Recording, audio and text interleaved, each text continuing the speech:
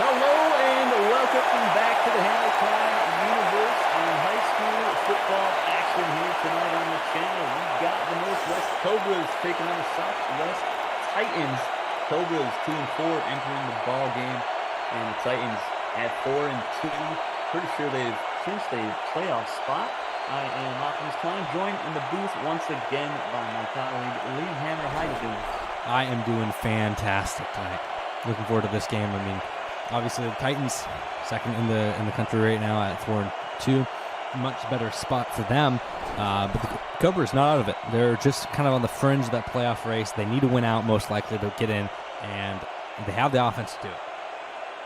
Yeah, it's going to be a tough game here today for both of these defenses who are, bottom of the league, I'd say. But the offenses, top of the league, we should see a pretty high-scoring affair here tonight. A lot of high-flying, octane action in the receiving cores with Tyron Trent, Clay Kersley, Matthew Gandalf on the Cobras, and hopefully Jack Macbeth can find his hands here tonight. Well, you mentioned not the greatest defenses. Southwest comes into this game as the number 4 total defense. They have the number 1 pass defense, though, and number 8 rush defense. Cobras come into this game as the bottom of the bottom. Number 8 in total defense, number 8 in pass defense. Both these teams average allowing 30 points or more a game. And the kick is underway, and we're going to get this one started. Southwest is going to start this one, and a little juke from Eddie Poole has a lane going to get near the 40-yard line. That's where the offense is going to get started. Yeah, that's return by Poole. I mean, my goodness. That's probably the best return he's had all season. Yeah, Poole's not known for being electric in any means, but he had a lane there. Good blocking from the special teams unit for Southwest. Southwest, great field position in this one, starting at the 39-yard line right now, and that's where the offense is going to get going. It's going to be a play-action rollout. Gross, good protection, throws it, has his man underneath. That's Tyron Trent. He's going to get a first down. Don't see too many rollouts in the league, but that was a nice one. Run perfection there. Not a whole lot of them, especially from Gross, who's definitely the most pocket passer type quarterback we've got here in high school. A nice play out to Tyron Trent, who got player of the game last week, if I'm remembering correctly, for the Titans in their win.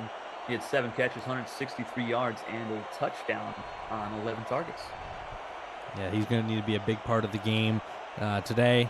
First down already in northwest side of the field, battle of the West. Throw here on the slant is going to be knocked away by the Cobras. Yeah, that was number 21, Nicholas Wallace, the cornerback, making a nice play on the ball there. And he's got he's had to step up quite a bit in the last couple weeks as they lost the number 2 corner, Anton Elfiage, for the season, I believe with an ACL tear. And we're going to see number 25 take his spot, Kenyatta Cumby, at the number 2 corner spot. Second down now for the Southwest Titans. Single back in the backfield, 2 tight ends. Going to be a throw from Gross. Going to out-route Trent. Corrals this one, turns upfield. Getting closer, first down. Good marking short. Yeah, really good job coming upfield and getting some extra yards. 3rd and 1 coming up to the Titans. I don't know if you really trust the running back. I mean, last week, Rocky Payne, and he wasn't terrible, but he only had 2 carries for 45 yards. Eddie Poole, very inconsistent, 11 carries, just 21 yards, but he had 2 touchdowns. First down is a yard away here as they line up at the 40-yard line. They're going to hand it off for the first run of the game. Eddie Poole, first down yard.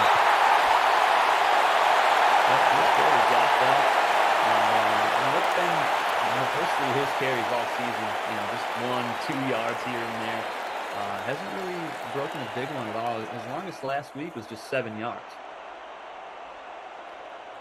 First down 10. Looks like press coverage from the defense here. Ace formation. Gross gonna drop back there underneath. That's gonna be caught. A little slant route for 6 yards. That's gonna be Clay Kersley. First time we've called his name tonight. Yep, Kersley, number 87, one of the best receivers here in high school. He had 8 catches, 88 yards, and a touchdown. Kind of a quiet game, for him at least, on 10 targets. But these 2 receivers, they can have a big game any week. First and 10 is 4 yards away from the 32-yard line as this drive's been rolling pretty good. They're going to hand it off to Eddie Poole once again. Only gain a 1.5 run. But the Southwest drive getting pretty close to field goal range. I'd say they're about in field goal range now. Yeah, I'm pretty sure they are. Michael O'Brien kicked a high school record last week, did he not? Michael O'Brien's on Northwest. Or not Michael O'Brien. Sorry. Who am I talking about? Stanford Bond, actually. He did not kick a field goal at all last week. Stanford Bond. What a hit there to stop him. Inches short. Tried to go to the fullback Napoleon Queen, but inches, and now a decision for the coaching staff in Southwest. I expect them to bring out the kick unit here. Yeah, he's got the leg for this. It looks like offense is on the field. But Bond does have the leg. He's made a 45-plus yard field goal this season. We'll see if it. They're going to snap. They are going to snap the toss, and Poole's going to get the first down. Gutsy play call from the coaching staff, and I thought that was going to get blown up in the backfield, but Eddie Poole managed to get away from that first tackler, get that first down. Yeah, that was really gutsy, like you said, and a great run. So I'm really surprised that he was able to break that tackle and move the chains. Good evening to everyone in the chat. Eric Tavares and Beast Mojo. Handoff to Eddie Poole. They're using Poole a lot to start this game. Haven't seen anything of Rocky Payne. That one's going to go for 2. Well, Payne did have the 1 carry, but I believe he only got 1 yard on it, if I'm not mistaken, earlier in the drive. But, it's interesting for him. In games where he's had less than 5 carries, he has more yards in those games than in games where he has more than 5 carries. He's a very interesting player. It's a little bit of a contradiction of terms. 2nd and 8. Handoff to Rocky Payne. Payne's going to go for 1 yard. And it's going to bring a 3rd and medium here, as this drive is already almost taking up 6 minutes off the clock. Yeah, really good drive so far. It's going to be an interesting call here. I'm not sure if they have any out routes that are 7 yards deep. Might have to go with some post corner combos on the outside. Kearsley at the top, Trent at the bottom of the string. Keep an eye on those two. It will be an out route. Kearsley is not going to be able to stop his momentum out of bounds. 2 yards shy, and this time I think we will see Stanford Bond come out to kick this one. Yeah, they're going to send on Bond for a 34-yard field goal try here. He should make this. I think he's missed a couple times this season, but this is well within his range, of course. And like I mentioned on that pass play, the out routes, we don't really have any designed for 7 yards, and they're actually going to send the offense out there. Maybe another gutsy call. We'll see if they actually snap it, or they're just trying to draw them off sides. It looks like they're trying to just draw them off sides here. I'm going to waste a timeout and then bring out the kick unit. First time out of the game for Southwest. Yeah, I don't hate it, Try to get them off sides, try to get that free first down. Pretty good call there from the coach. And, the timeouts aren't really crucial right now at the moment anyway.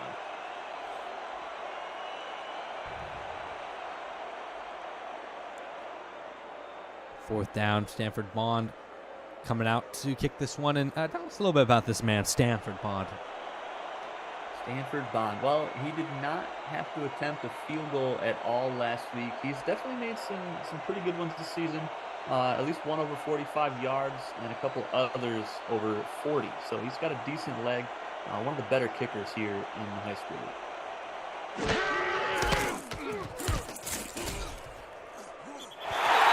Kick is up and kick is good. 34 yards for Stanford Bond. It's going to give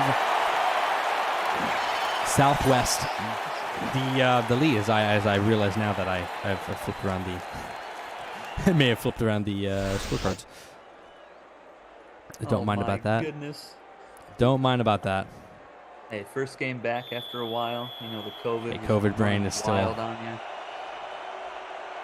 COVID brain is still very much a thing.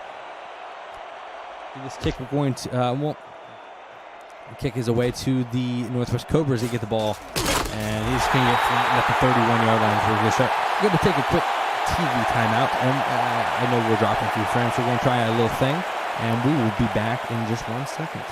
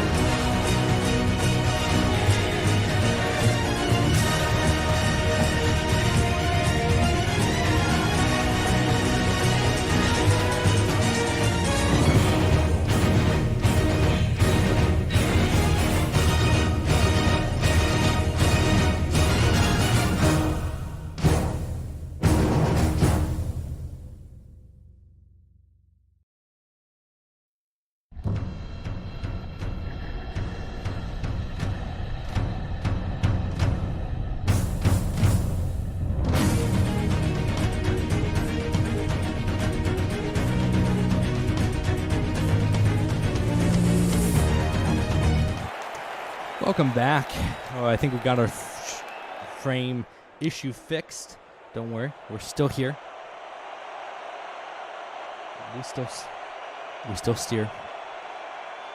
And we still drop. Well, you know, sometimes the internet decides it's going to be one of those days. I'll throw it over the middle, and that's Jack McBeth actually brings it in. Shocker. Okay, McBeth only had 1 catch for 19 yards last week on 4 targets with 3 drops. So he's looking to rebound here tonight.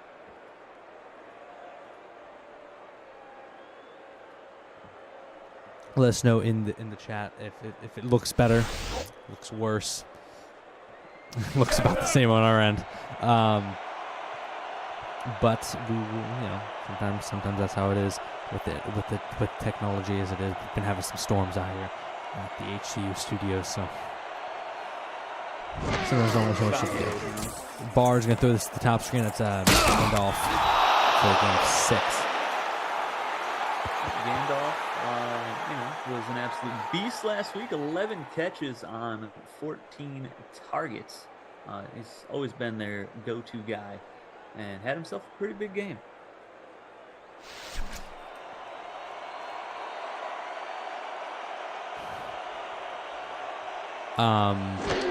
Second down, now they're gonna hand it off, and this one's gonna be Spartacus for game everyone. Frank, he had a fantastic game last week. 94 yards on 19 carries, had 4 broken tackles. He also had 2 targets, 2 catches for 10 yards. So Cobras looking to get their big running back involved.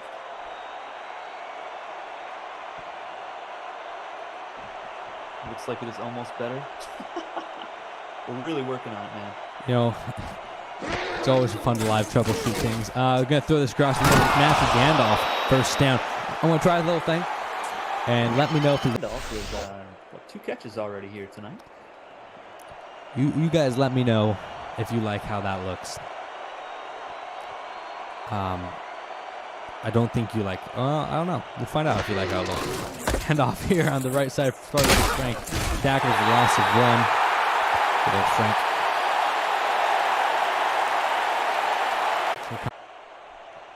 Good old live technology testing. Bruh.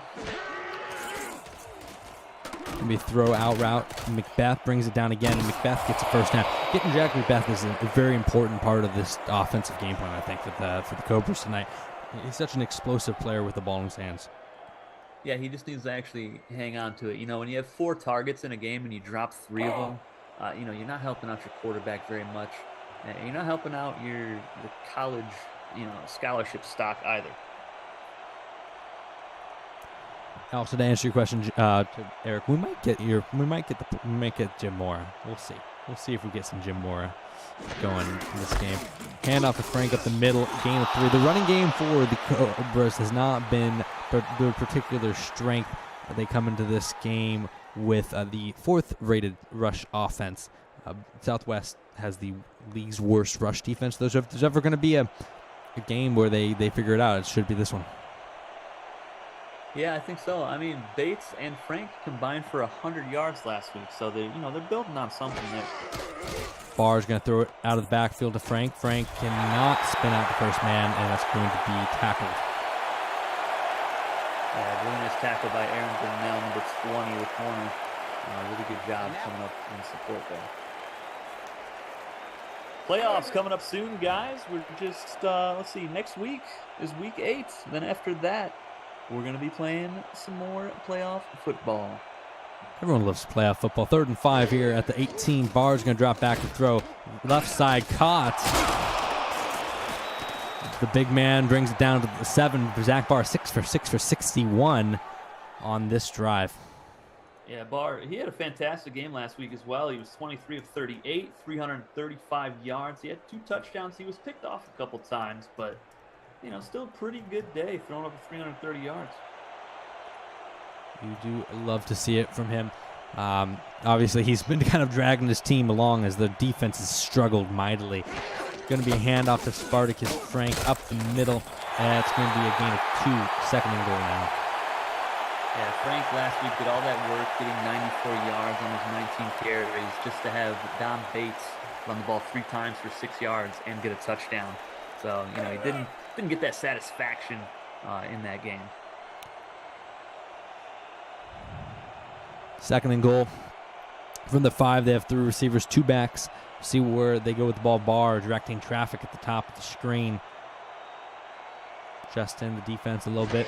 It's going to be a run after all that. Good blocking. Bates can't get away from the player. And that's going to bring up 3rd and goal. Horton brought up on the tackle. Yeah, number 24, that's the nickel corner, Sean Horton. And he's been really good in run support this season for this defense.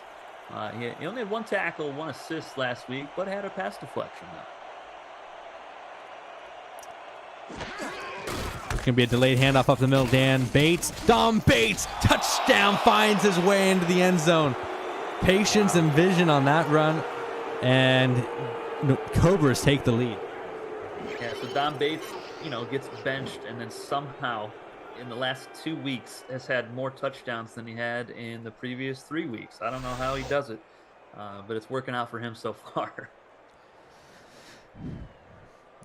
Good to see you, Tyler Rocky, in the chat. Tyler! Commentary is back, sir. Surely is.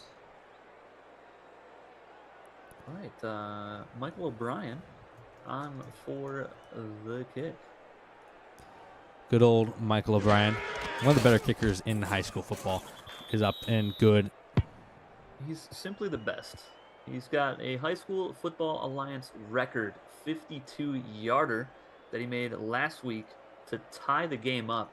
And then the Cobras ended up getting the ball in overtime, marching down the field, and he kicked the game winner. We threw that game. So absolutely beautiful performance from him. 2 of 2 in the game, and both of them were clutch kicks. Kick is up and away. It's going to be fielded. And Poole gets this out to the 29-yard line, and I do have the clip. And that was a disgraceful performance, in my opinion. We threw that game. We gave it away by doing that. We gave them the friggin' game. In my opinion, that sucked. What's that? So beautiful. Playoffs? Don't talk about playoffs. You kidding me? Playoffs? I just hope we can win a game. Always going to be one of my favorite clips. Gross going to throw this right side. Tyron Trent all the way. No one's going to catch him. Touchdown, Titans. Oh, my goodness. And you know who got beat on that was the strong safety, Vernon Steele, who was supposed to come over to help out the number 2 corner.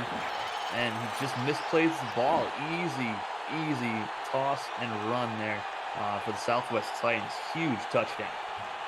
Tyron Trent coming off of a Player of the Week nomination and just absolutely torches this Cobras secondary on his way to a touchdown. He had 7 receptions, 163 yards last week, and he's already just running rampant on this Northwest defense. Yeah, and how long was that touchdown that he just had? Because last week he had a 66-yard reception as well. Big play machine. And that's what the Southwest offense does so well, is this big plays. Kersley, Trent. Those are 2 guys we're going to be very excited about seeing in the next level. And a win today, obviously, for the Titans. If you look at the playoff picture, this is a win coming to the end of one, score 10-7. Looking at the playoff picture, obviously the Lions are clinched and the Eagles have been eliminated. But going a little closer, the Titans haven't technically clinched at this point. I don't believe a win today would clinch them for sure. For the Cobras, a loss in this game and a win from the Raiders or Pirates would eliminate them. So this is must-win territory for the Cobras, as that's going to be fielded and brought back to the 33-yard line. Yeah, I mean, the Cobras, it's been a struggle this season. It took them, I think, a little bit too long to really find their stride on offense. Zach Barr was trying everything in his power to carry this team. put everybody on his back. Just wasn't working out. The running game has been lackluster to say the least. So it's good to see him, eke out a couple wins here and contend here in the latter half of the season. Barr's going to check it down to Frank. Frank gets back to the line of scrimmage, not much more. Yeah, Frank, 2 catches last week, has a couple already here today. Just a little check down, a safe play. And I'd like to see Zach Barr test the length of the field here. The Titans, they have the 4th ranked pass defense, but I believe the Cobras' offense is a bit faster. Zach Barr making another shift, this time in the split back formation. My favorite. Gonna throw out of it. Throws the out route. He had a man top of the screen. Macbeth's gonna run out of bounds after a gain of 7. Macbeth already having a much better game. He's had a rough few weeks. Yeah, I mean, he's got 3 or 4 catches already here today, which is after 2 catches, that was an improvement from last week. So it's really good to see him get the ball out there and see him in the open field. I'd like to see him cut back in, try to juke somebody out. He's a very electric player. Yes, he is. 2 receivers at the top of the screen. Macbeth in the slot. See what they run here. It's going to be a throw to Frank out of the backfield, and Macbeth can't get a block. He's going to get tackled short of the line to gain. Watson Gray on the tackle, and that's going to bring up 4th down. Yeah, I mean, unfortunate for Macbeth to not get a block out there, but, he's not a blocker. It's like you're sending out Trindon Holiday to go out there to block somebody. It's just not going to happen. He is he's an athlete. He just wants to catch the ball and make people miss. As a Bronco fan, yeah, I have mixed memories with Trindon Holiday. I'm sure you do. Going to be fielded at the 18. Jukes out one, spins out another, gets to the 25. Tyron Trent, he wants to get back in the end zone. You see he's upset that he didn't get more than what he did. What do you expect out of this Northwest defense to try to limit the mistakes? Well, I mean, Vernon Steele needs to not come upfield and completely whiff on an interception attempt because he wasn't even close on that last touchdown pass. They got to be a little bit more conservative, I think, to try to keep the receivers in front of them. 1st and 10. Split back formation. Quick throw to Napoleon Queen out of the backfield for 3. Yep, Napoleon Queen, he had 0 stats last week to name. I mean, he had 1 target. That's it. He was not involved in the offense. Good to see him get the ball in his hands here in the 2nd quarter. 1 target, that's all he needs. Yeah, but he didn't catch it. That's fair. 2nd and 7 now for the Titans. It's going to be a delayed handoff up the middle, and they're waiting on that one. Linebackers were in the backfield immediately to get that. Yeah, Rocky Payne. I mean, he only had 2 carries last week, 45 yards. One of them was a 43-yarder. It's just he just hasn't been consistent. I mean, consistently bad, I guess, if you want to look at it that way. But you got to go to the passing game, I think. And indeed they do. Fletcher Gross, plenty of time across the middle. Clay Kersley, 1st down. Such a crisp route runner, just wide open over the middle of the field. I'm not sure where the middle linebacker is on that play. Jeffrey Cobb, number 50. He might be out there just taking a nap, I guess. Wow, not a single person in the middle. That's crazy. They tried to man up on this defense, and that's scary. There's not many teams that I think can man up successfully on these receivers. I mean, the number 3 is Corey Bramlett, who's not a guy you can sleep on. He's a solid number 3. I think he could be a good number 2 on most of these teams. Yeah, I mean, they have Kendall Nielsen, too, number 19. He had a couple catches last week. Very capable. Cool. Can't get away from the tackle, and it's going to only gain 1. Yes, the electric rushing attack of the Southwest Titans continues here tonight. Another 2nd and long situation. Go right back to, your guy. Go to Kersley. Go to Trent. I'm sure Trent is going to have a field day going up technically against a number 3 corner out there. Hand up the middle to Cool. Only a gain of 1. Southwest comes into this game with the 7th rated rush offense in the country, which is not good, obviously. 7 out of 8. Only team that they are better than is the Northeast Jays, who've basically completely given up on running the football this season. Can you blame them? I mean, you've seen their running backs. It's been really rough. It has been a rough going for them. Poor Harlan. Gross going to drop back. Throws it over the top. Tipped up and almost picked off. He was looking for Corey Bramlett. Wow. That probably would have been a pick six, I think. I mean, man, there was nobody up on the top of the field right there. Really good play, though, for the secondary, knocking that away. He had him open for a second. Nearly tipped it to himself, and the Cobras get the stop they need. 4th down, punt unit comes out, and now Zach Barr and the offense going to get it back. Yep, Sammy Ingram coming on the punt. He had 2 punts for touchbacks last week, so a bit of a rough day for him. 3 straight scoring drives, and now back-to-back punts for these 2 teams as they trade possessions. What do you expect out of the Northwest on this drive? I expect some more Spartacus Frank. They've been feeding him so far in the first half. And keep going back to Macbeth. I think he's got the most targets so far out of all the receivers. But you have all other receivers that are perfectly capable. Melvin Nielsen had a touchdown reception last week. They can go to him. Or Swift. We haven't seen Lance Swift yet. We hand off to Spartacus Frank up the middle. Gain of 2. That's work Guy Pottinger. I believe that was 54. Guy Pottinger to bring him down.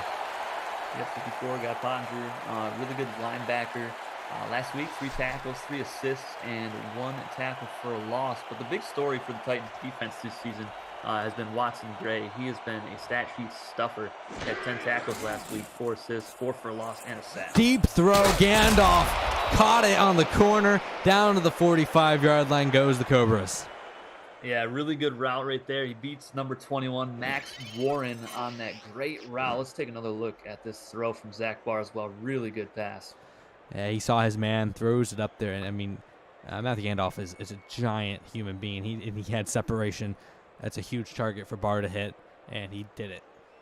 Yeah, I don't think it matters what cornerback we see on Matthew Gandalf this season. His size advantage is just too much. He's so much bigger than everybody. 1st and 10 now.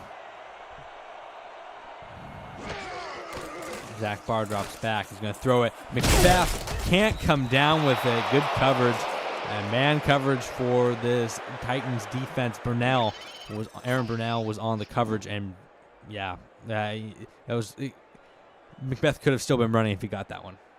Yeah, I'd like to see Gross put a little bit more air under that. And Macbeth, with his elite speed, is definitely going to be able to break away for a score, most likely. But a great play from Aaron Burnell, the number 2 corner. 2nd and 10.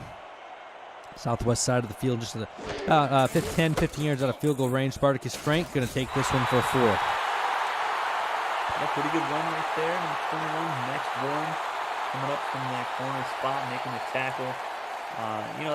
That's a matchup you'd like to see for Frank, be able to break through, run over the smaller cornerback. Frank, he had 4 broken tackles last week, so I'd like to see a little bit more of that from him. 3rd and 6 now for the Cobras. They're going to throw it far. Under pressure, moves around the pocket. Underneath, into traffic, knocked away. He's lucky that wasn't intercepted. He was trying to find his number 1 target. Yeah, that was a risky throw, and Eric Strickland, the strong safety number 26, almost made them pay. And now they're gonna have to punt it away. So we're gonna see Marcus Barker come on out here. One of the better punters, probably the best punter that we have here in high school. 3 straight scores, 3 straight punts, as this game likes symmetry so far. The punt is up and away, and it looks like a good one lands inside the 10. It's going to bounce out at the 4, and a beautiful punt from Barker, and that's where the Titans are going to start this drive. Yeah, he is such a good punter. I mean, last week alone, he had 3 punts inside the 20. He had a long of 45. And he averaged 38.8 per punt, and he's the top punter as far as distance and punts inside the 20 this season.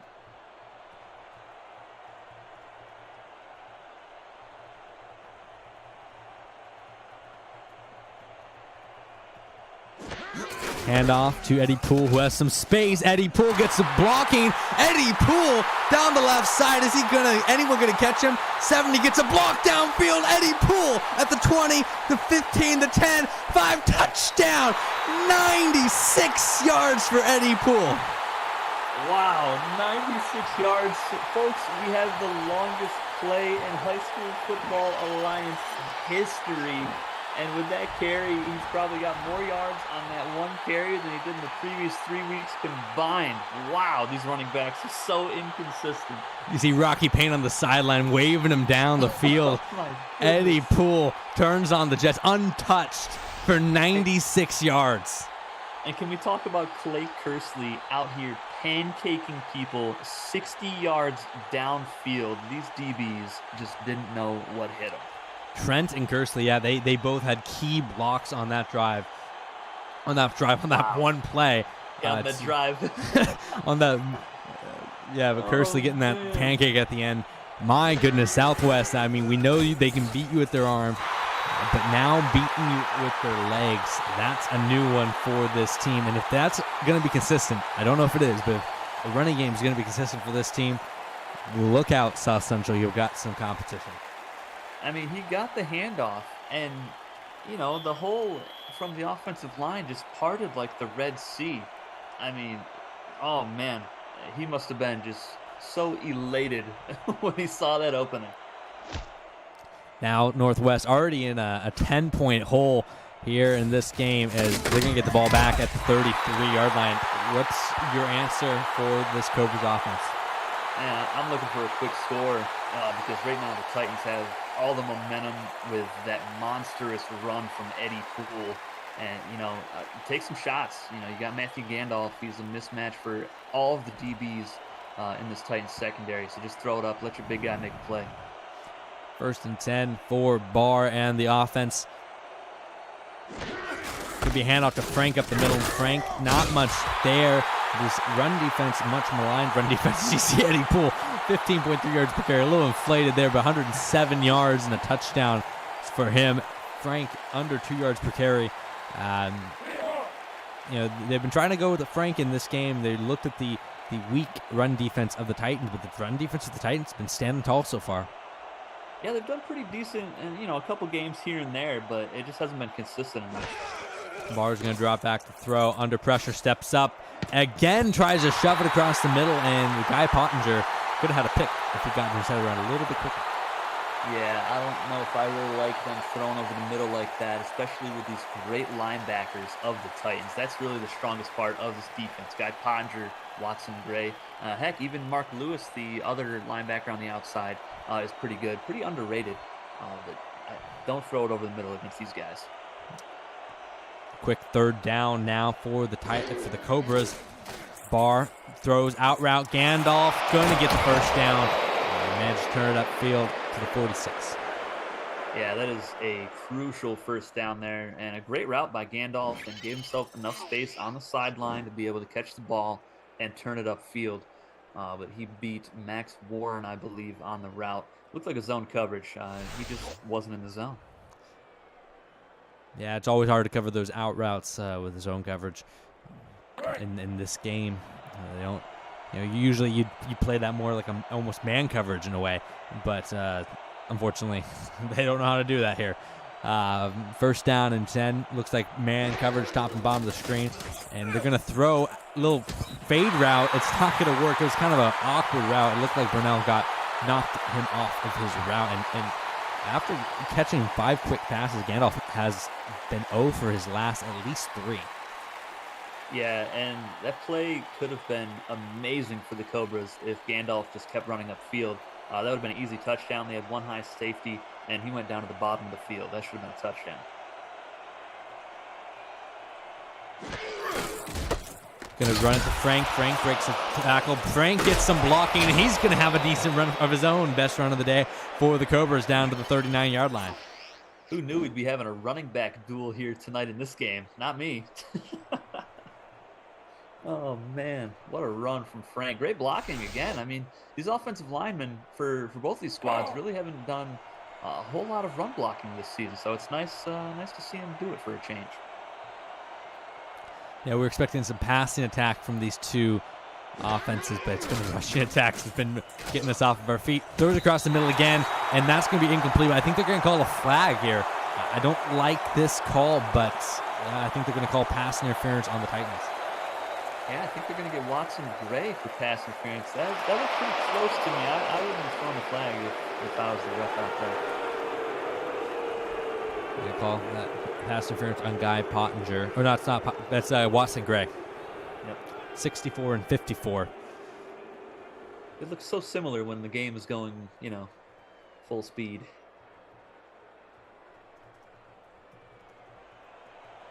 Well, that's a nice little first down there for the Cobras, and they're at the 28, so they're already in field goal range here for Michael O'Brien. Shotgun formation, two backs in the backfield, Barr, good protection. Gonna throw underneath and somehow threads it through, and that's gonna be a gain of 6.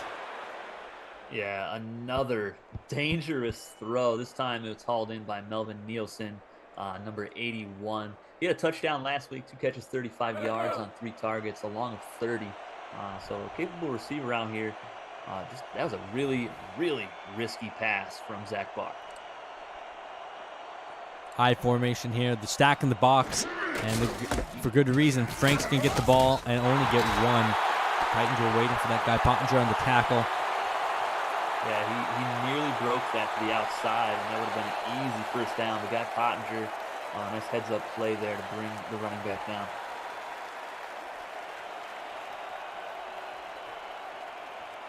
Third and 3 here for the Cobras. Big third down. Let's see what they're going to run with. A little slant route. Gandalf can't come down with it.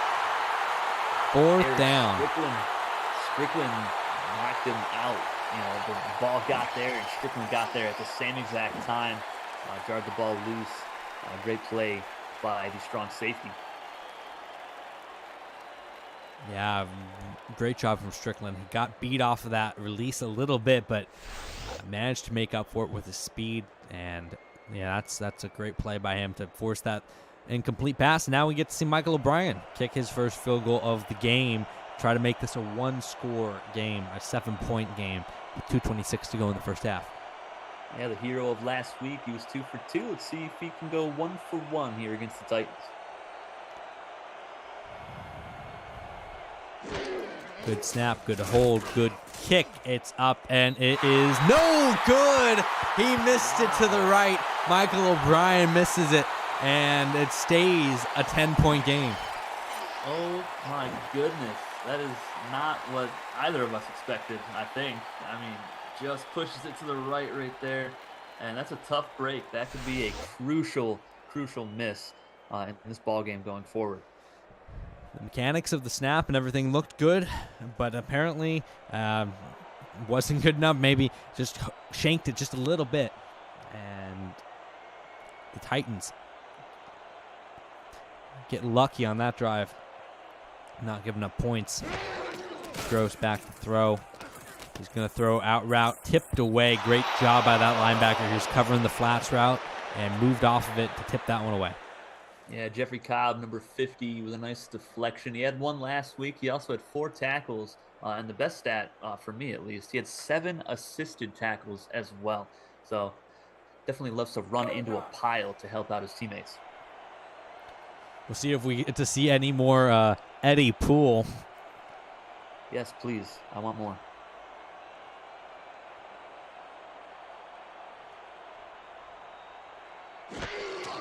That's going to be Gross. Throws it to Napoleon Queen, who breaks the tackle, but he's out of bounds.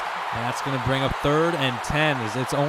This drive is only taken about 10 seconds off the clock so far.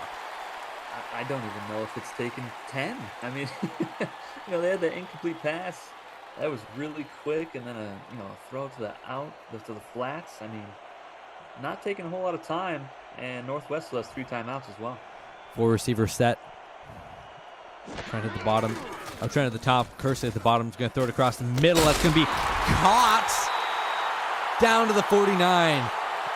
I think that was, I'm not quite sure who brought that one in. Couldn't see the number. Kendall Nilsson, the number 4 receiver, kind of stole that from Kersley right there. That's a good thing he did, because Kersley, that ball was not getting to Kersley. Yeah, he started the season as the number 5 wide receiver for Southwest. I mean, George Porter was the 4. They've kind of swapped positions here.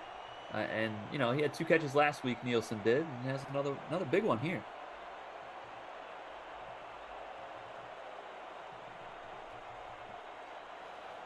First and 10. Gross going to drop back. Good protection as he had all game. Tipped up and away from Trent, though. And that's going to bring up second down. Yeah, really good play there. That's actually Elfiage, who should be broken right now. I'm not sure how he's in the ball game. Didn't he tear his ACL? Let me check on that. I don't know how Elfiage is in the game either, because I know he was definitely out. But apparently he's fighting through this injury. Don't know how he's doing that. Injury that happened about a month and a half ago. Yeah, a month and a half ago, playing on a torn ACL. I mean, it's happened before. I don't see why you would let him do that. Well, you know, they're fighting for that playoff spot, and Elfiage, you know, he's trying to get some scholarship offers, but, you know, just kind of putting his career in the balance right now. You know, John Elway played his career without an ACL. Yeah, who needs one? I don't have one in my right knee. Everything's fine. Fletcher Gross under pressure, couldn't get hit as he throws. Fourth down coming up. He was looking for Kersley, apparently, they tell us, but he wasn't going to get there. Smith put the hit on him.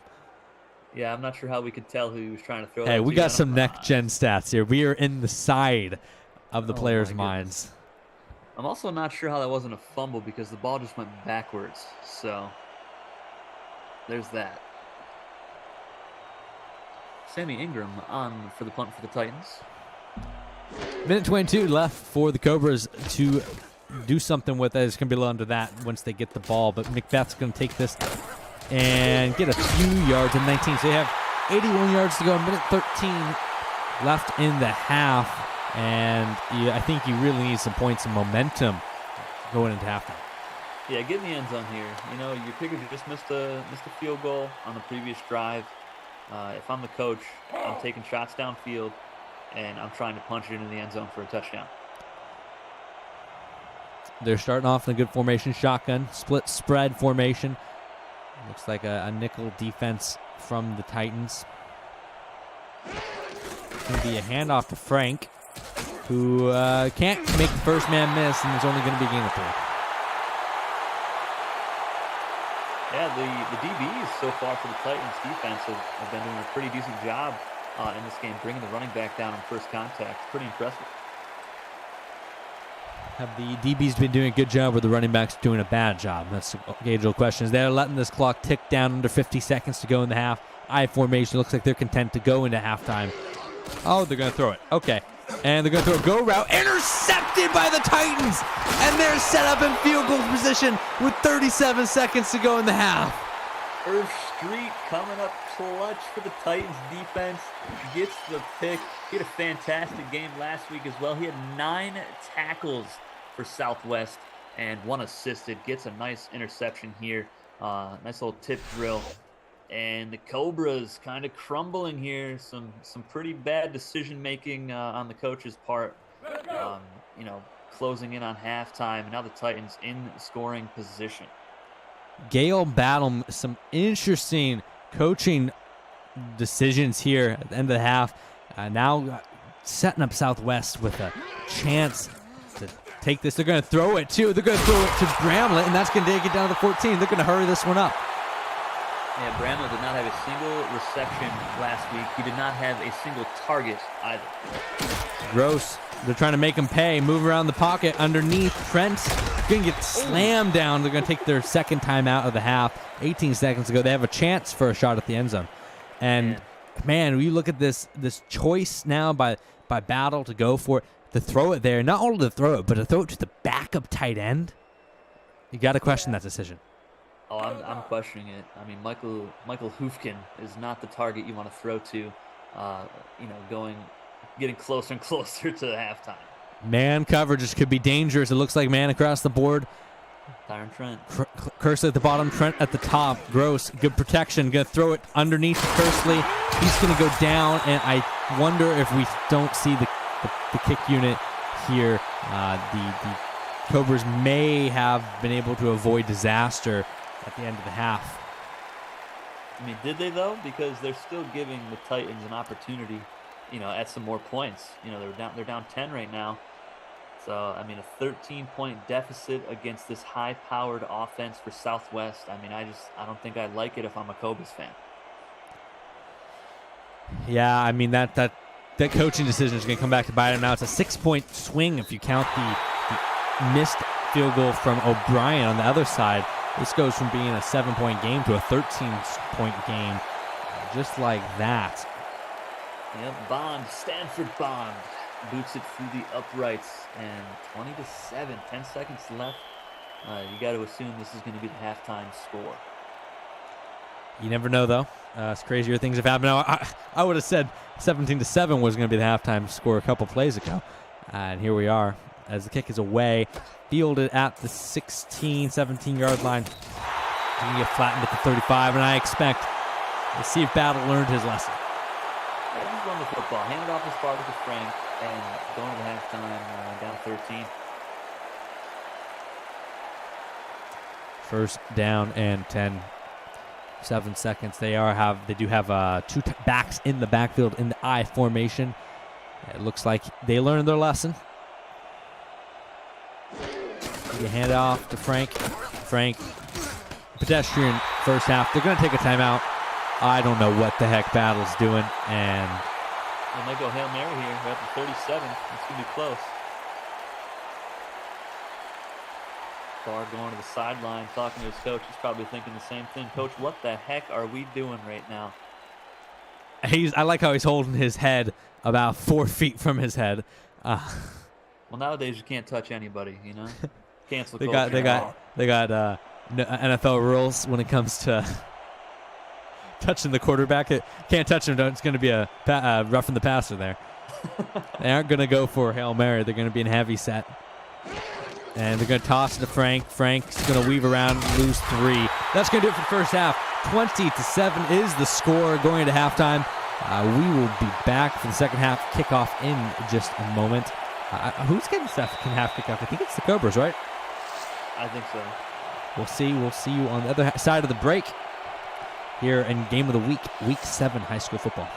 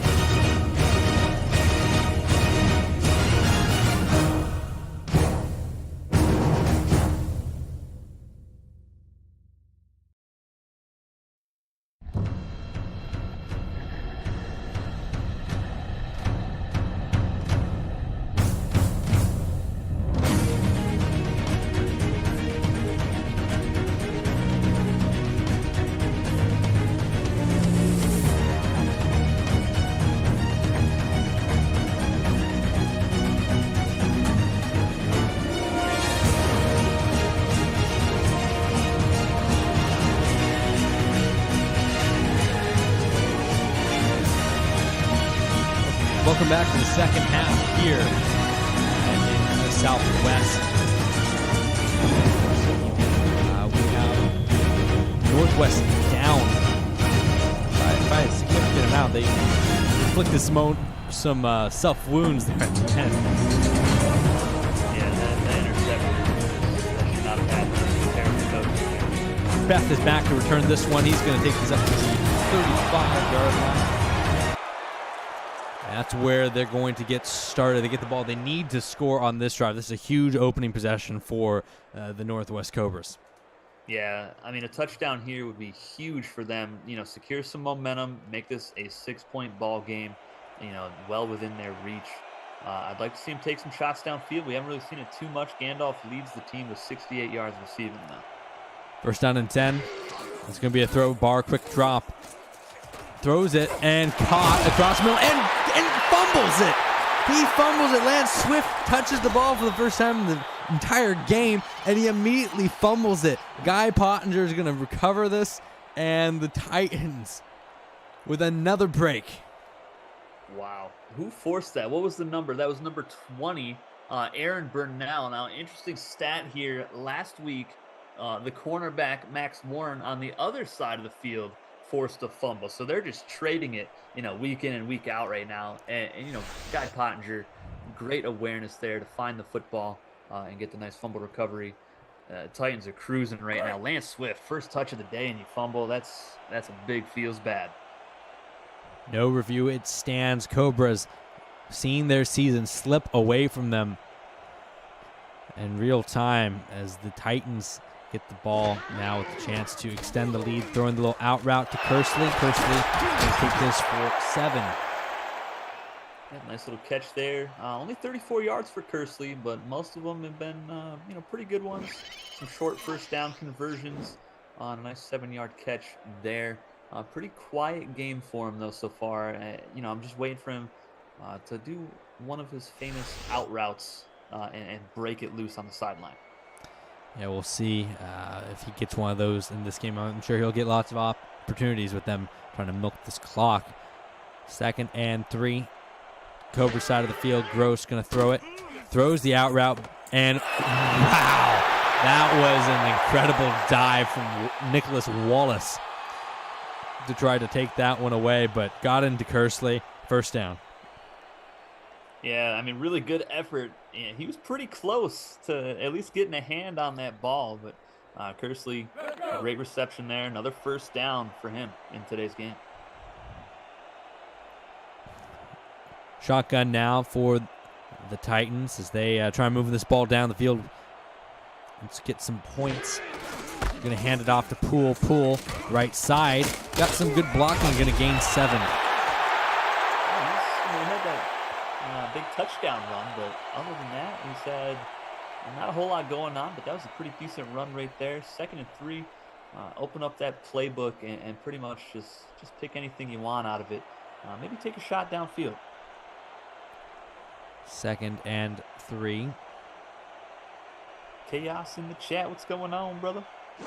Welcome, Chaos Driven to the chat. Good to see you. They're going to hand off the Poole up the middle for game 2. You've missed a heck of a game so far. It's been up, it's been down. It's been all up for Titans all day. Yep, Eddie Poole with the record-smashing 96-yard touchdown run today. Untouched, man. Untouched, yeah. Receivers getting pancakes downfield. It was great. 3rd and 1.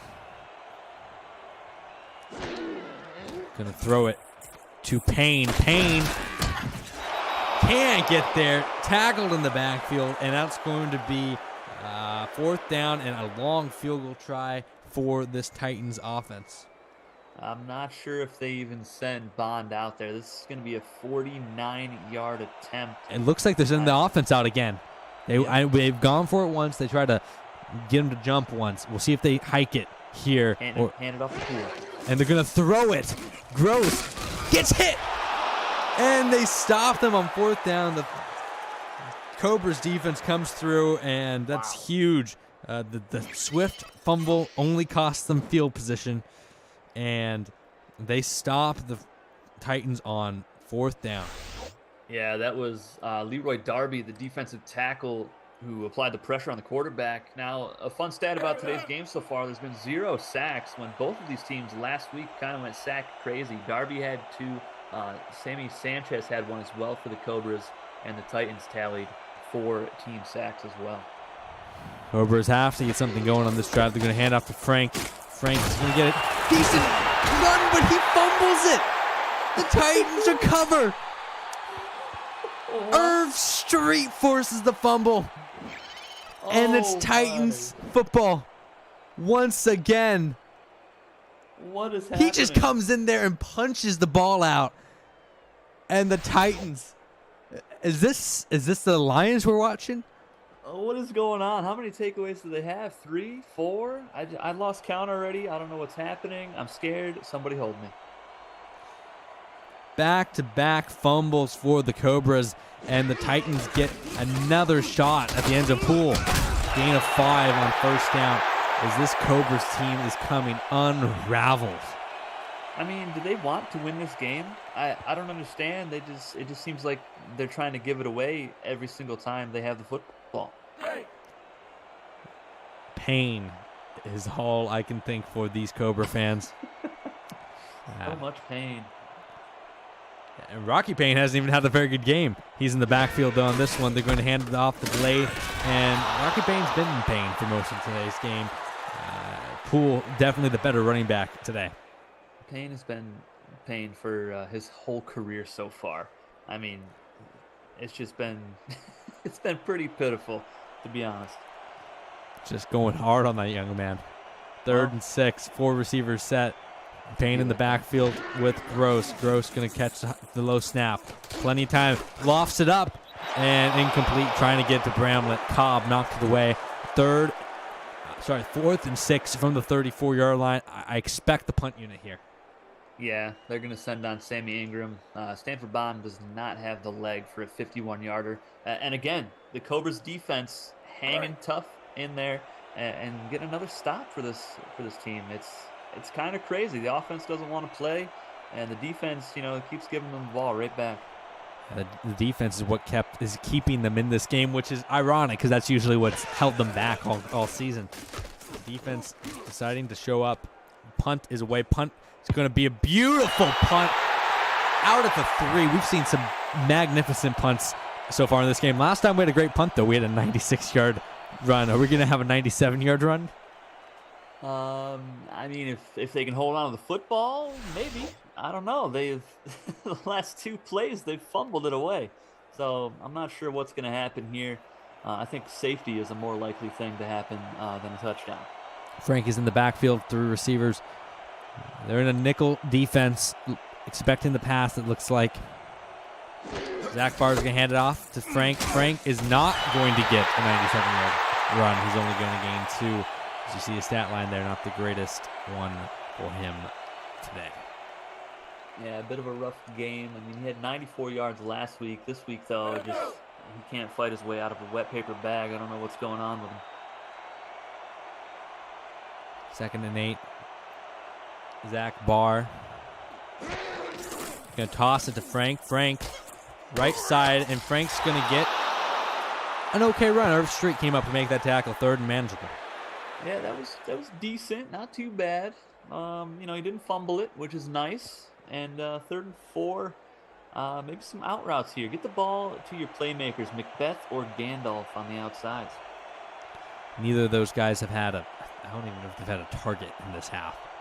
No, they've had 2 fumbles. Barr going to throw out route just like you called it. Gandalf first down. Look at me, I'm Tony Romo, except I actually do prep work.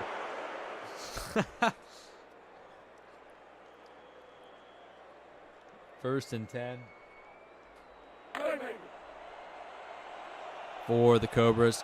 Get a shot of Matthew as he runs out of the huddle. Wizard. The White Wizard. 1st and 10. 4-3 defense from the Titans. Barr's going to throw it. Quick drop. Throws across the middle. Check down to Lance Swift. This time hangs onto the ball. Very nice. 2 catches, 1 fumble. Love to see it. Really good holding on to the ball there. 2nd and 6 coming up. I expect a Spartacus Frank carry most likely on this one. Barr's had a rough day. He's going to have to turn it around if he's going to pull this one out of his hat. Heavy set, they're going to throw out of it. Barr's going to throw it to Frank. Out of the backfield, he's going to get the first down. Great play call there to catch him off guard. He was matched up against Guy Pottinger. Pottinger had to run across the entire field to cover Frank, and Frank just managed to outlast him and get the first down. Yeah, Pottinger, fantastic pass coverage linebacker. He's not the fastest. He's more of a zone coverage kind of linebacker. So not surprised that he got beat to the outside here by Frank. But really good play call from Gale Battle. Haven't said that today. That's the first time we've said that. 1st and 10. They're going to have to get some electric play going. Like I said, you got to find your playmakers. He's going to throw it deep. He found his playmaker down to the 47. There we go. Keep taking deep shots. I think that pass might put Gandalf at least near the century mark for the ball game. He's been going pretty crazy this season so far. He's had a couple games over 150 yards receiving. Where Macbeth just was a no-show in those games. So Barr just kept feeding him the ball. So we might need to see another performance like that here today. Although Macbeth has had quite a few catches as well, 3 or 4. Hand off out of the shotgun, nowhere for him to go. Watson Gray on the tackle for loss. Yeah, Watson Gray back there, but they also had the nickel corner, Sean Horton, who came through unblocked, and he was initially the one that put some pressure on the running back. But I just don't like those shotgun runs, especially with a running back that's, he's not the most athletic. 2nd and 12. Now Twins formation out of the split back set. Barr under center. He's going to drop back. Pump once, throw underneath. Swift catches it and shuts the man off of him. Going to get about 5 on that I'm not even sure how Mark Lewis didn't come away with the interception right there. He was just standing still, waiting for the ball to get to him. Swift just cut in front of him, took it away from him. one. Giant 3rd and 7 here. Is this 4-down territory for you? Oh, absolutely. I think it is. He fumbled on 2 straight drives. You need something on this one. Barr drops back to throw. Gonna throw it, check down, drops! Oh my goodness. That was number 83, Brad Herndon, who had a decent game last week as the number 3 receiver. 3 catches, 37 yards. But that's a crucial drop. Now 4th and long coming up. They're going to have to punt this away with Marcus Parker. Looked like Parker was going on the field, then he came off the field, then he's going back on the field. So it looked like they were debating whether they wanted to go for it there. They ended up deciding to punt it away. We'll see if position battle. See if they can get another good punt from Barker. It's looking like it's going to be a good one. Lands inside the 10, bounces at the 3, and he's going to run into the end zone. Oh, man. Nearly another beautiful punt from Barker. They're going to get it at the 20 there. Oh, I mean, it was a beautiful punt. He's the best punter in high school football. That was perfect. That's exactly what you want your punter to do. I'm just not sure what the coverage man's doing. The gunner, he's lost in the sauce. That's all I can say. Always hurts me to see that. Just feels real bad, man. Southwest. See if they can get something going on this one. And that's going to be almost picked off. Nearly an incredibly athletic play by Underwood, but he's going to drop it, and it's going to be 2nd down. Yeah, the left outside linebacker, Zach Underwood, fantastic play. He doesn't really have a whole lot of stats this season. He's mostly just a tackler. He had 4 tackles last week, and that's it. He didn't do anything else. That's what he's all about. So good to see him out there in pass coverage, making a play. 2nd and 10. See if Titans can kind of put the ice on this game, or they're going to let the Cobras hang around. Going to throw out route. Caught. Kersley, gain of 5. Yeah, a nice out route. Too bad, he couldn't cut it upfield. Just fell down. Just trying to keep his feet in bounds for that reception. 3rd and 5, let's go right back to it. Do some more out routes. They're working.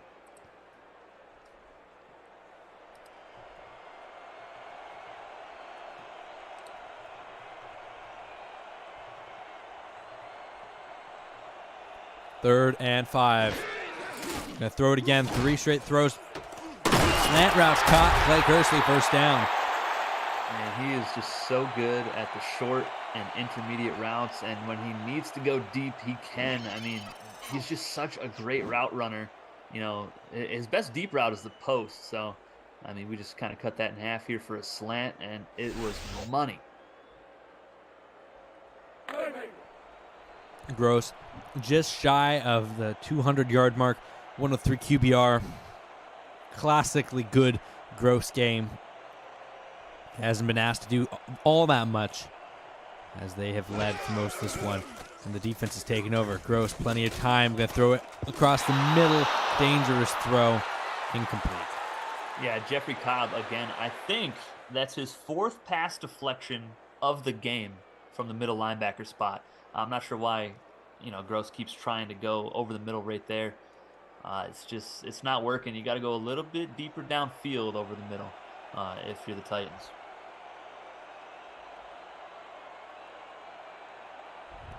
Second and 10. Gross going to throw out route to Kersley. You have to come back for that. Only going to get 3. And a 3rd and 7 is coming up here as they have yet to run the ball on this drive. Yeah, I would have liked to have seen them hand the ball off a little bit more here. Eddie Poole had that long run of 96 yards for a touchdown. And ever since then, they've kind of shied away from it. And that last pass was a little inaccurate from Gross, forcing Kersley to come back for it and fall down. So a little bit more accuracy on this next one. 3rd and 7, Gross going to throw across the middle. How? Wizardry. Gets it to Trent. I thought Gandalf was on the other team. What's going on? Pass interference, and he still caught it. I hope they declined, or they will decline, so this play is going to count. I'm going to bring you down to our review truck, our stats truck here, see if we can get a replay of this play. Because we're going to go behind the QB here and get to see exactly what Gross is seeing here. He sees Tyron Trent come across the field. And look at that anticipation on that throw. Look at the anticipation Gross has. And oh my goodness. Wow. Oh my goodness. Between Jeffrey Cobb and Kenyatta Cumbie, those two guys need to go run some laps because someone needs to catch it, and it shouldn't be Tyron Trent. But Trent, let's see what he can see. Nothing. As we dive into our drone camera, guys. It's a beautiful camera, but somehow manages to catch it. I mean, he can't see the ball. He has no idea where it is. Somehow gets his mitts on it. That is outrageous. Get him in the CFA right now. It's going to be a shame to see him and Kersley probably split up. These 3, Gross, Kersley, and Trent, I mean, you never know, but it would be incredible if they all ended up in the same place. Or at least Gross with one of his receivers, It's going to be tough, though. A lot of colleges out there. Hand off to Poole, and that's going to go nowhere, a loss of 1. Poole, obviously. He did all his running on that touchdown. He's tired. Get him some water. Get him some oxygen. Hey.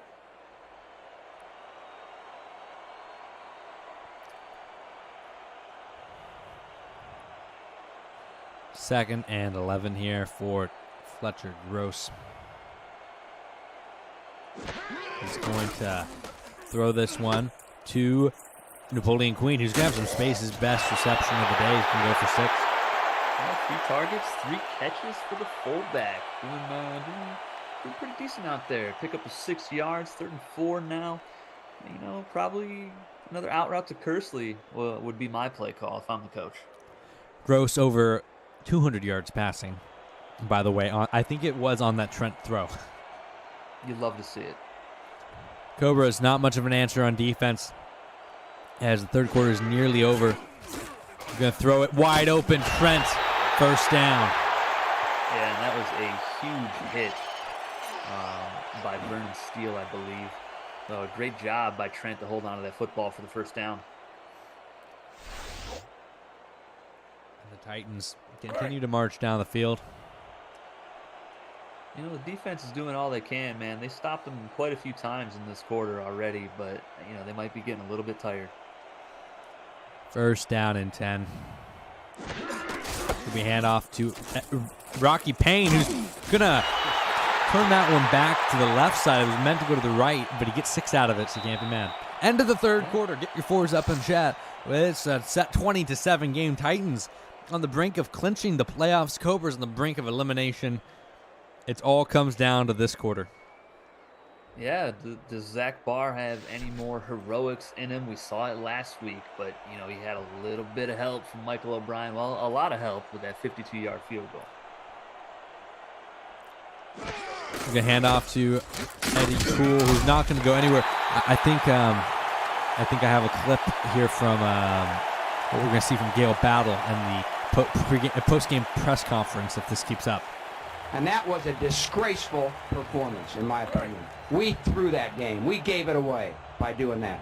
We gave them the friggin' game. In my opinion, that sucked. What's that? Playoffs? Talk about playoffs? You kidding me? Playoffs? I just hope we can win a game.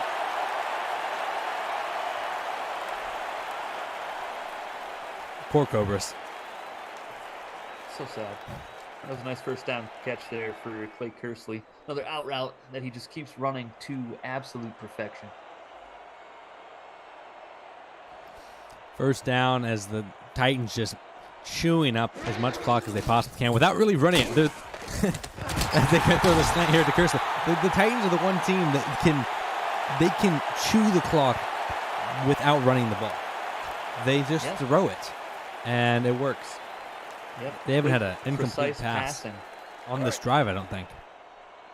No, I don't think so. Everybody just keeps coming away with the catches. Great route running, so they're just, they got a couple yards separation every time. It's just been too easy for them. First and goal from the 8. We'll see if they keep to the air. They will. Gross throws the end zone. Tipped up. Who is he throwing that to?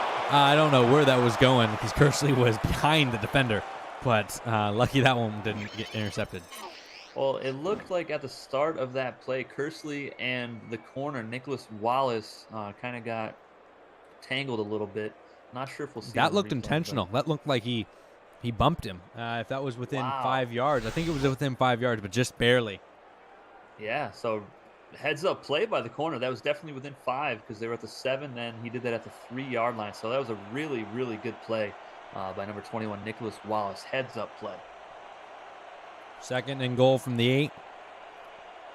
Fletcher Gross going to drop back to throw. Throws it. Eddie Poole. Poole. Touchdown, Titans.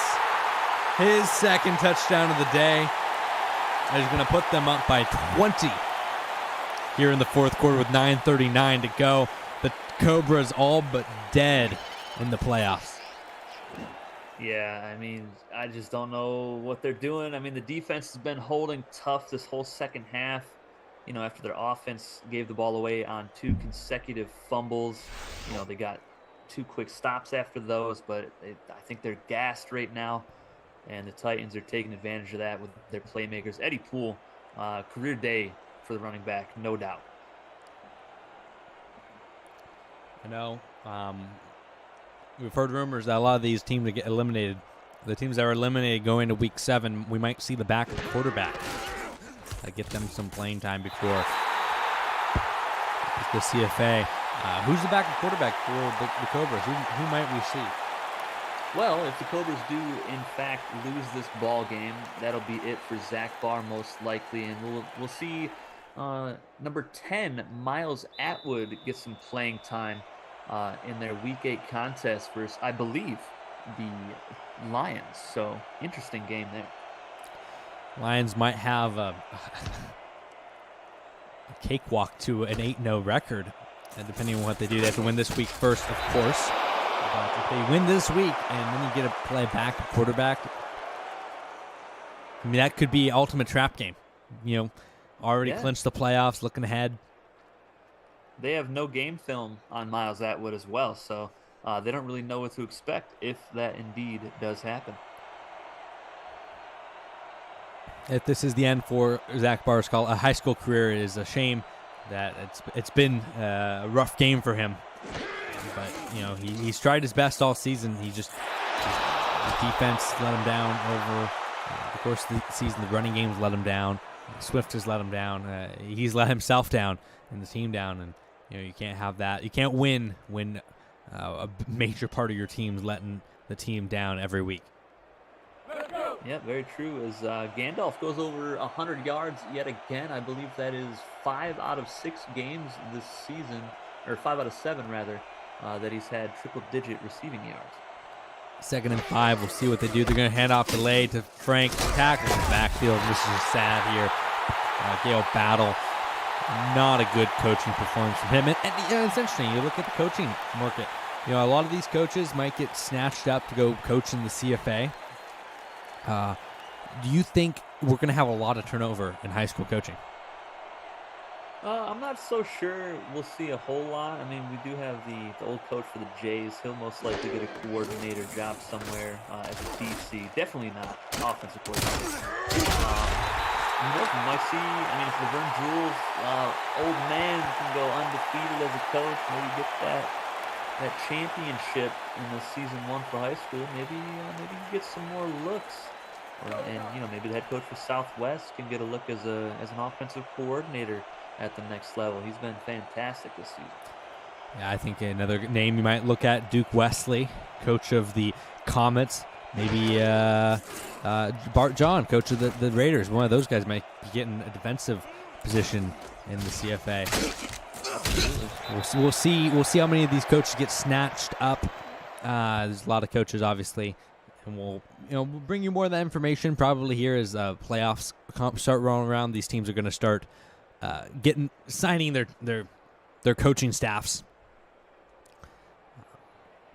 for this next season. And an interesting thing for these high school coaches who go off and coach in the CFA is they're going to have a quick turnaround for another season. Yeah, they're going to have to get to work real quick. Throw here to Eddie Poole out of the backfield. Poole's going to get tackled in the scrimmage. And as we're going to tick under 8 minutes to go in this way, 8 minutes away from clinching the playoffs for the Titans. And I do, let's take a look at it. We'll break down the playoff picture a little bit. If I pull up if the Titans win this game, they'll have if the Titans win this game, they're clinching the number 2 seed. Yes. And so that is a big thing for the Titans. If you look at who they might be able to be playing, this would obviously eliminate the Cobras.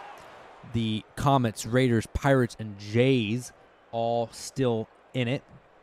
Jays play the Raiders, and the Pirates play the Lions. So, if obviously the losers of that game are in a bad position, the only losers that can get eliminated is the Jays. If they lose this game, they'll be eliminated. If the Raiders win, I don't think that clinches them, but that puts them on their way to clinching. Actually, if the Raiders win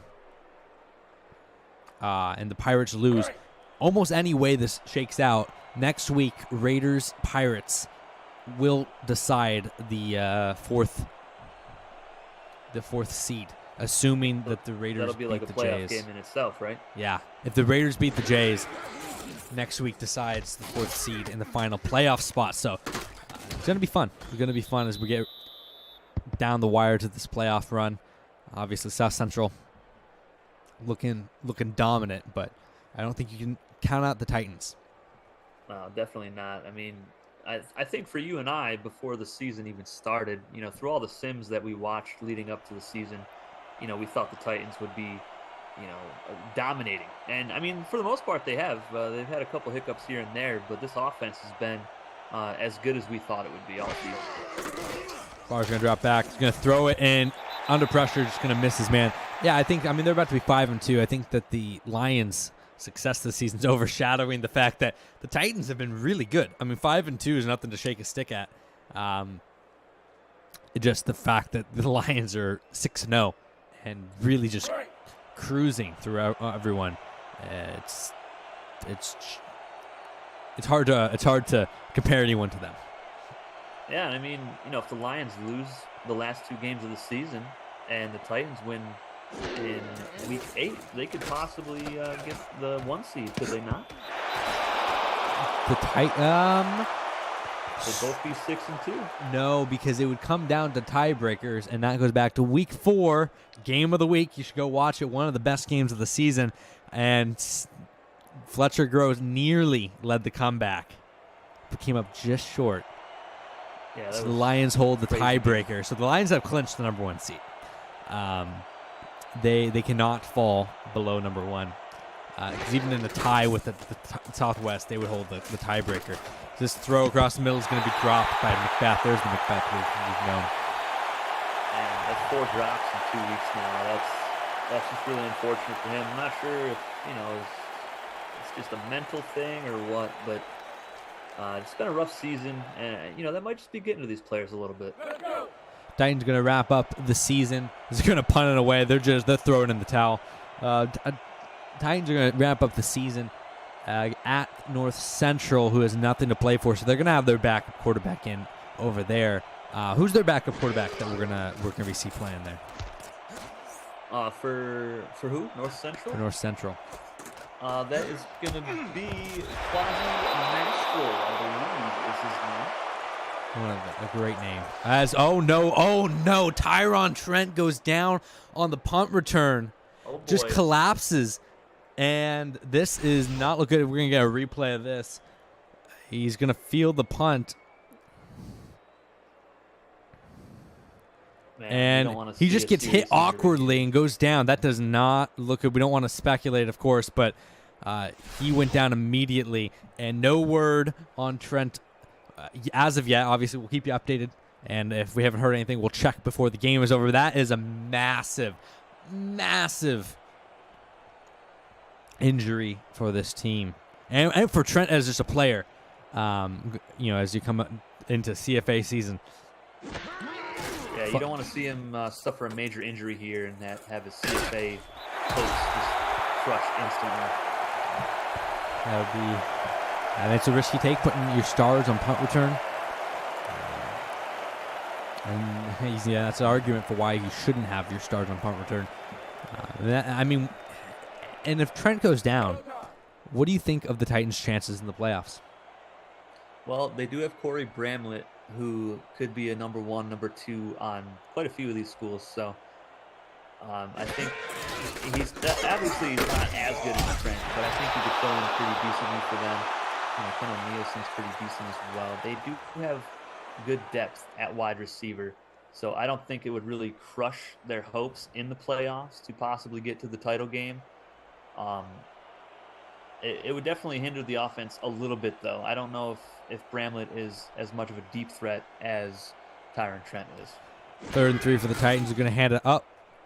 Love to see it. You hand it off to Rocky Payne, who has a big opening. Payne breaks the tackle. It's down to the 47-yard line. Both running backs getting into the action a little bit when it comes to the running game. Rocky Payne, biggest run of the day. Yeah, nearly broke that one for 6. I mean, my goodness, definitely his best run of the day. And I mean, last week he only had 2 carries for 45 yards. One of those was a 43-yarder. So he's either getting 0 yards for you on a carry, or he's going to break a big one.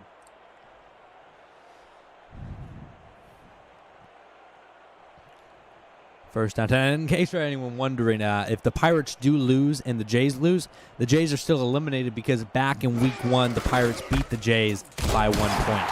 As Poole's going to get 5 yards.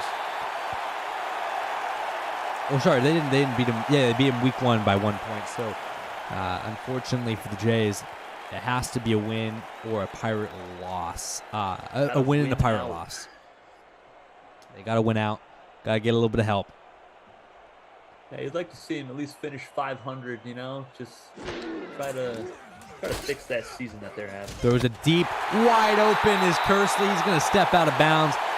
That's wide open. And we have another man down, Vernon Steele, as injuries are piling up here late in this game. That's 2 massive talents down on the field in the last 2 minutes.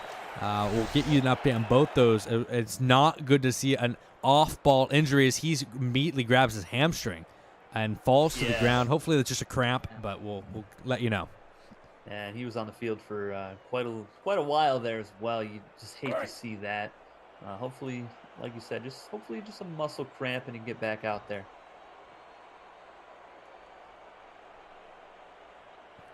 First and 10 at the 29. Titans trying to put this game on ice. Up the middle. Poole breaks a tackle. Poole's gone to the end zone. Eddie Poole, number 3, count him. And the Southwest Titans put up 34 points on the Cobras. Yeah, I mean, they are just cruising right now. A lot of missed opportunities for the Cobras tonight. You know, a couple fumbles here and there, an interception, and apparently, you know, Eddie Poole is covered in oil because they cannot tackle in here.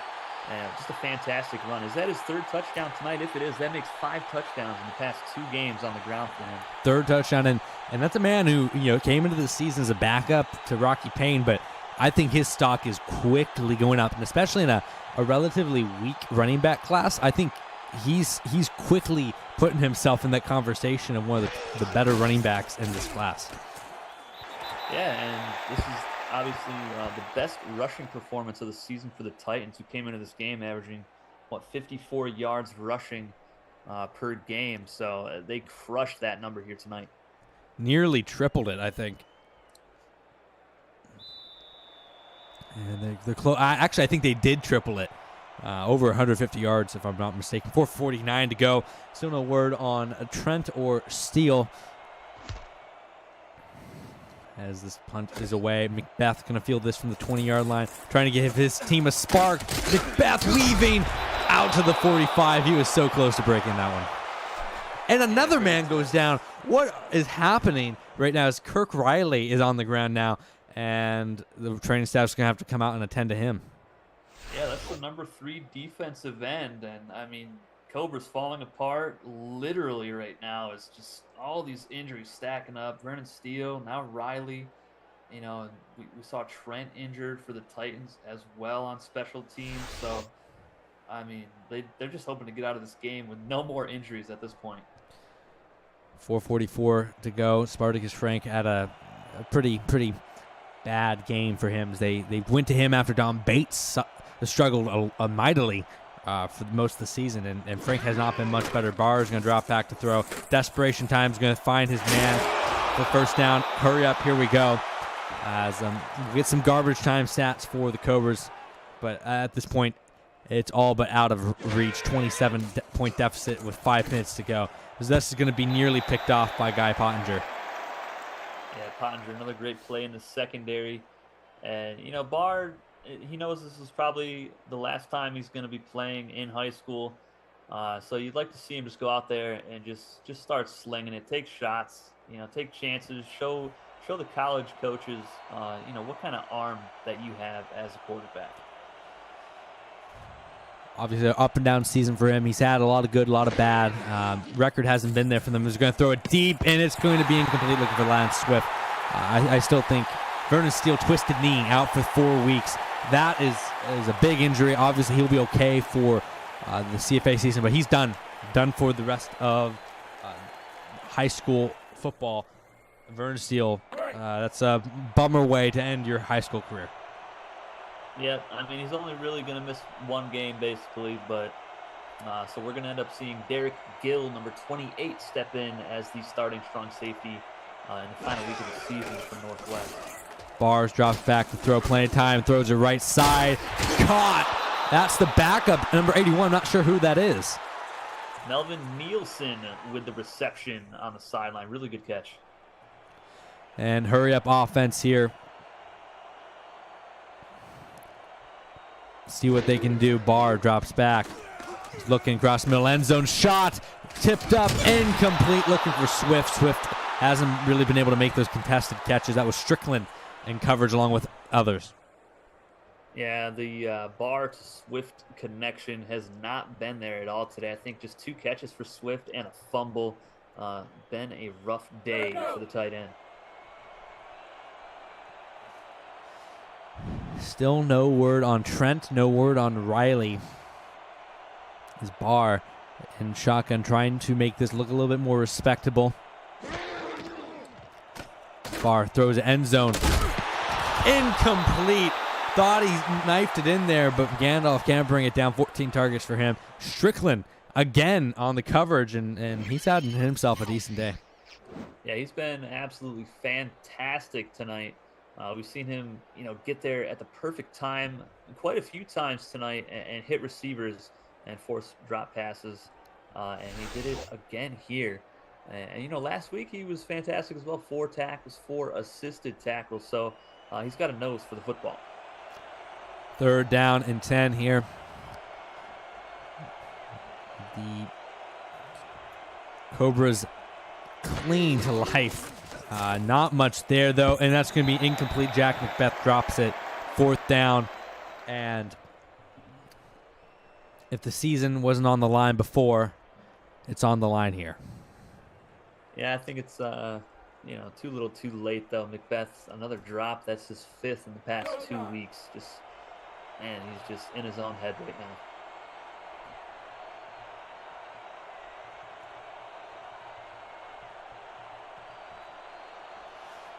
Fourth and 10. Barr drops back, throws it, incomplete, looking for Macbeth, and Horton knocks it away. Titans take over. Great play by Sean Horton in the nickel corner. He's been fantastic on Macbeth when he's going over the middle tonight, really shutting him down. And we're going to see the Titans get the ball back here. I expect to see a bit more of Eddie Poole on the ground. A cacophony of errors tonight for the Cobras. As it looked early on, we were going to have a slugfest, and they have just imploded in this one. Fumbles hurting them, interceptions hurting them, failed opportunities, drops, defense. Poole is going to get more yards here, as he's going to get 8 more. Poole having the game of his life, and really a perfect time as he's up over 160 yards rushing, one of the best rushing days of the season for any back. Yeah, I mean, he's been a monster. I mean, he did have the 96-yarder, but, you take a look at his other carries, it's netted him 70 more yards. So, best performance of his career by far. It's not even close, and it's really helping this team out. I mean, Northwest, they were up 7-3 at one point in this ball game. And I've liked how Poole's done a good job of making that first man miss. A lot of the times he's done a good job breaking tackles and creating space where there isn't space. And when there's, like right there, that should have been a loss, but manages to get a first down. And even when there is space, he finds that hole and he hits it hard. Yeah, and, the biggest question of the day is, where has this been all season? He's been the same running back all year. Is it the play calling? Is the offensive line actually doing their job, or is he just in a mode right now where he just cannot be denied? Well, don't forget, Rocky Payne was the starter for most of the season. It really was only last week or the week before that they gave him the full-time starting reins. So, maybe he's a back. He just needs some more carries to really get going. Fullback handoff. Oh, the fullback is going to be Poole, and looks like a wide receiver, as Tyron Trent has a fractured arm. And he's going to be out for 10 weeks.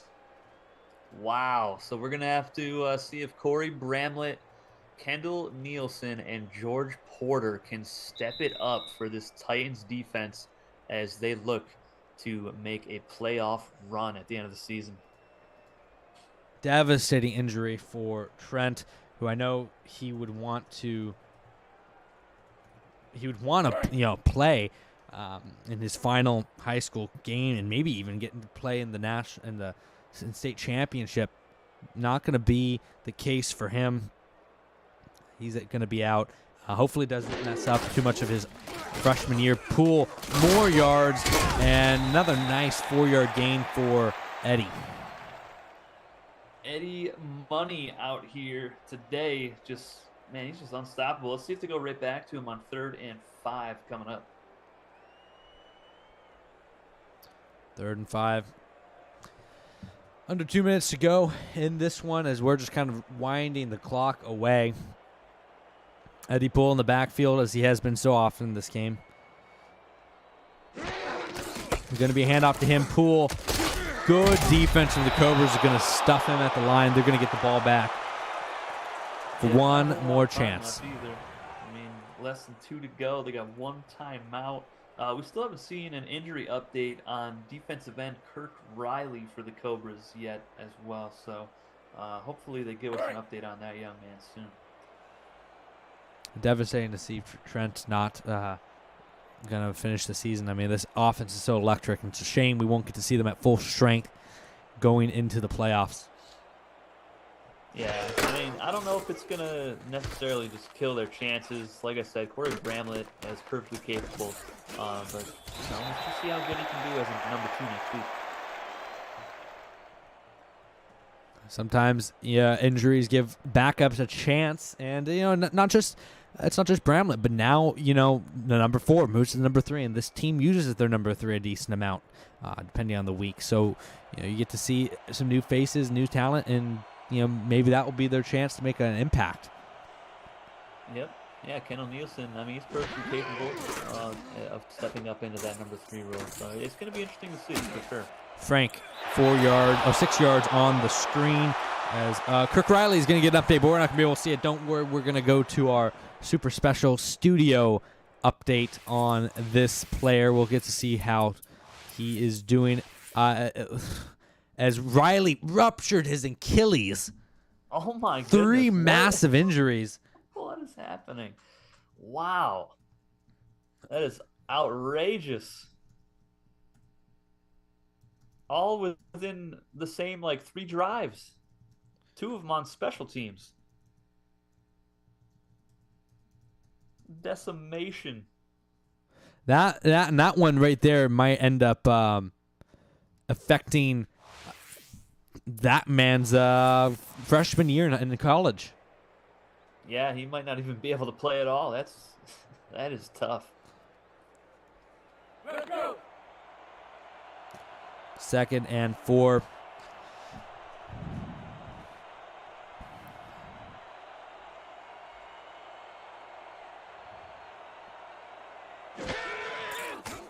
Going to be a throw here. Barr, incomplete, miscommunication with Gandalf, almost picked off.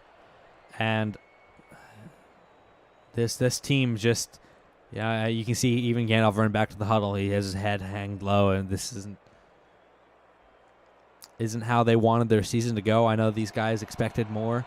They wanted to win this game, wanted to run the table, get to the playoffs, but it wasn't to be for this team, as it looks like they're going to be eliminated. 2nd team to be eliminated this season.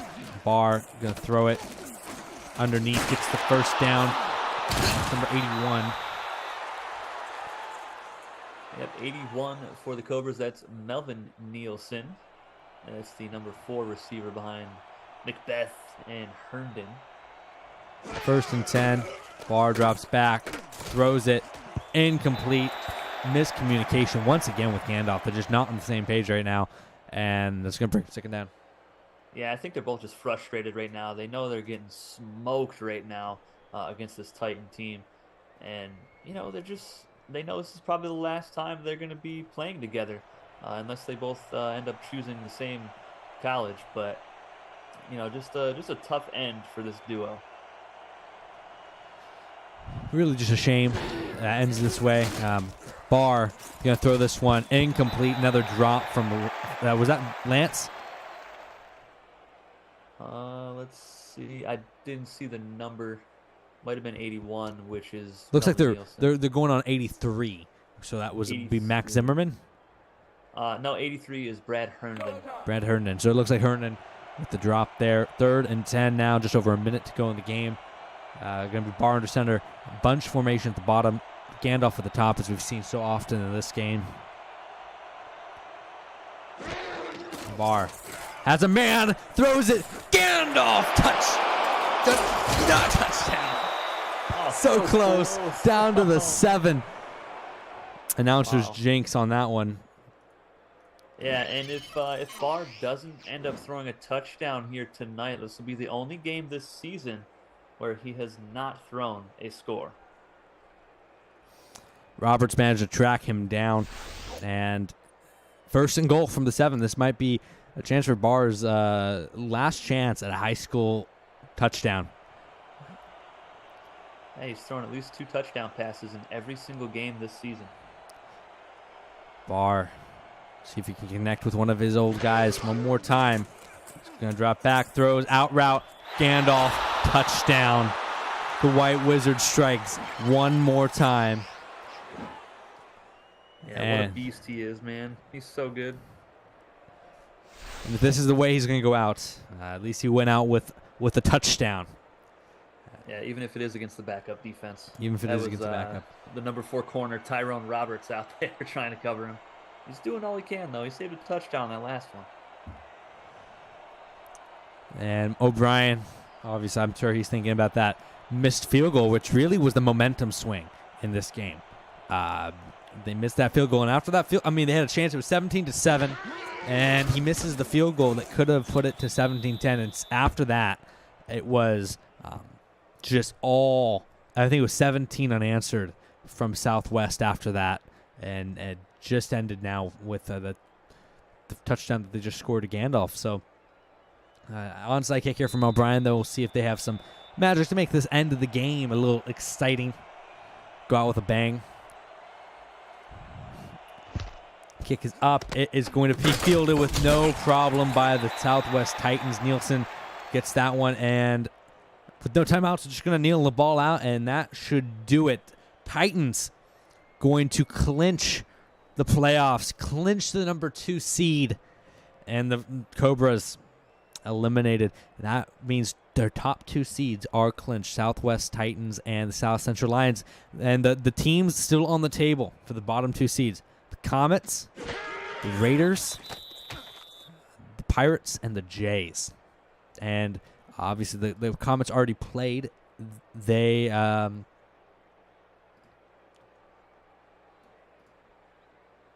played. But the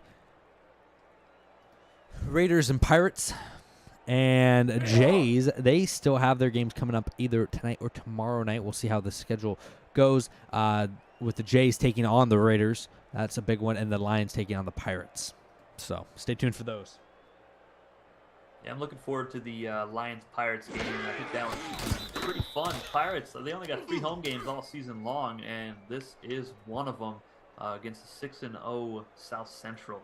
Should be really probably a hard-fought game. And it is official. Titans win it. And they win it in convincing fashion here, 34-14. And they will be headed off to the first ever playoffs for high school football. You look at the stats, 474 yards of offense for the Titans, almost 200 yards rushing, 197 yards rushing, 3 turnovers was the story of the game for the Cobras. And this team, the Titans, one of the most complete performances I think we've seen from them all season. Yeah, absolutely. I mean, they didn't have to, have Gross just carry the team, even though he did nearly throw for 300 yards, 197 yards on the ground. I mean, that is a lot. I mean, I don't even know how many they had last game. I don't even think it was 70. So a huge improvement there. And they're going to need a lot more of that, especially, with that loss of Tyron Trent. He's not going to be there for them next week. He's not going to be there for them in the playoffs. So they need a lot of Eddie Poole. And I can't wait to see what Corey Bramlett does stepping up into that number 2 spot for Fletcher Gross in this offense. It should be interesting to see how this one all pans out. Of course, we will be there for every step of the way. Hopefully we'll be calling both or all the playoff games as they match up. Obviously, the matchups could be interesting. Obviously, Jays, Raiders, that's a big game, and Lions, Pirates, both those games have playoff implications. And let's say for a moment that both the home teams, or let's say the home team wins, Southwest Raiders win. Let's say the favorite wins both games. Raiders beat the Jays, Lions beat the Pirates. Actually, we'll take a break to look at the player of the game. Poole, player of the game, well-deserved as he had his career day. And it's going to do it here from us in the HCU studios. I'm Hammer, he's Cline. Don't forget to join our Discord and all the good stuff. Hit all the links. Until next time, have a good one. Take it easy, guys.